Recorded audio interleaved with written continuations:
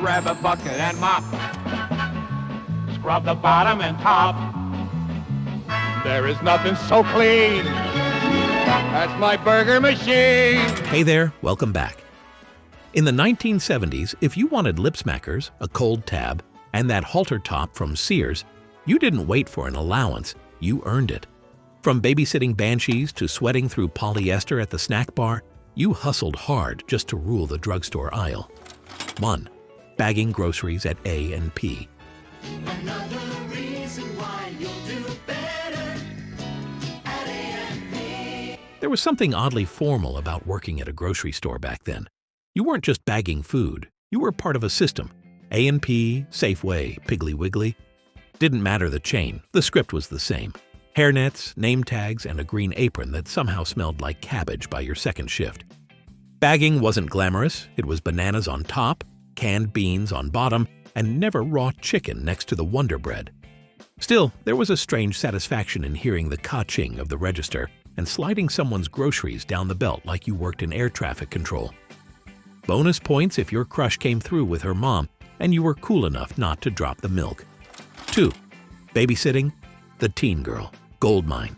Every neighborhood had that one girl who was basically the CEO of Babysitting Inc. She didn't just watch the kids, she played Candyland until her eyes crossed, microwaved fish sticks without burning them, and negotiated bedtime like a hostage situation. Parents left her $10 and instructions scribbled on a pad. No TV after 8, no soda, call us if there's blood. That was it. No emergency contacts, no allergies listed, just vibes and a landline. Sure, she sometimes sat for little terrors who insisted on reenacting The Exorcist with a Nerf bat. But other nights, it was easy money. The kids were asleep, the snacks were hers, and the TV was all Three's Company reruns. 3. Lifeguarding, sunburn, power, and whistles. Now this was the summer job. You didn't just get a paycheck, you got a whistle, a tall chair, and absolute authority over every 8-year-old doing cannonballs in the deep end.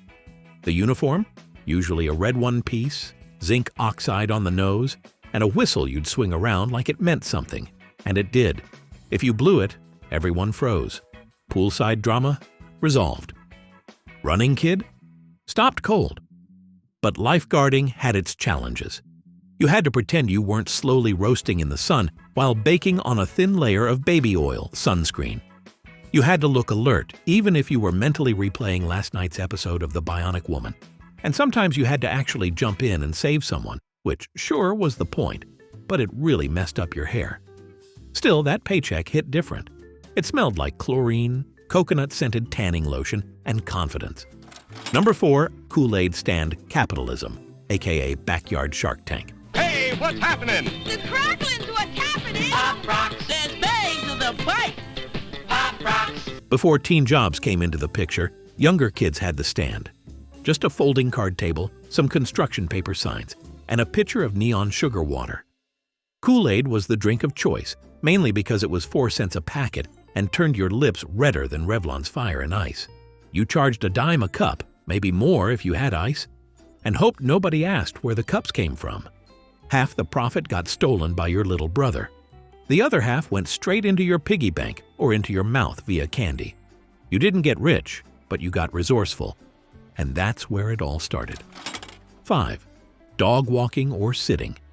You knew you'd made it when Mrs. Thompson trusted you with Muffin, her neurotic Pekingese, with separation anxiety and a bowel schedule tighter than your school lunch period. Dog walking was a decent gig, until it wasn't. One squirrel sighting and you were dragged halfway down the block like a human kite. You had to pick up poop with those tiny sandwich bags, pray no one saw you, and act like it was totally normal to get barked at by a dachshund named Steve. Dog sitting, on the other hand, meant treats for you. The family always left snacks, cable TV, and the sacred right to nap on someone else's floral couch. The money? Not amazing. But the independence? Off the charts. All right, real quick, if you've watched more than one of these videos and haven't hit subscribe yet, what are we doing here? I'll keep digging up the memories, you hit the button. Deal? And if this is your first time, no pressure. But if you come back, I'm holding you to it. Also, swing by the Facebook page if you're feeling chatty.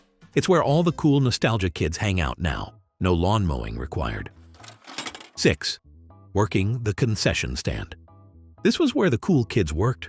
Movie theater, ball field, skating rink. It didn't matter. You wore a visor, handled a cash box, and reeked of popcorn butter and sticky floors. There were rules. You had to memorize drink sizes. Small was never small. Perfect the cheese-to-chip ratio, and avoid fights over the last box of lemon heads. Every machine had a smell. The hot dog roller, the nacho cheese cauldron, the tragic snow cone shaver that jammed every single time. But it came with perks. Free candy, a front row seat to teenage chaos, and maybe a smile from the girl working register too. 7. Newspaper routes at dawn and rain and sleet and... Here's a boy already doing a man's job, already getting the jump on tomorrow. He's delivering the Houston Chronicle, helping his customers get the jump on tomorrow. Delivering newspapers was the original grind. You had to fold them tight, rubber band them, and somehow hit the porch without smashing the hydrangeas or spooking the cat. Weather didn't care if you had algebra homework. You delivered in rain, sleet, or summer heat so sticky the papers practically melted. And then there were the collections. Knocking on doors, asking for your $1.25 while Mr. Callahan pretended he already paid you. But hey, you had cash in your pocket before school even started. That made you rich and slightly sleep-deprived. 8. Working at McDonald's.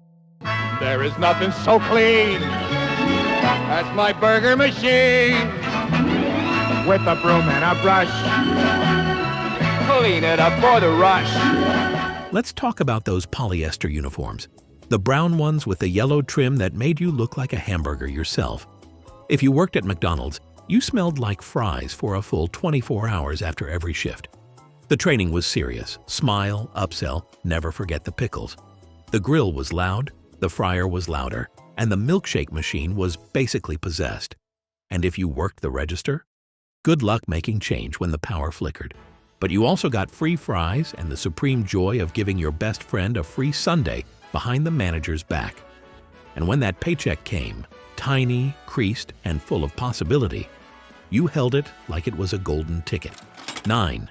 Selling crafts to your aunt's bridge club. Maybe it started as a school project.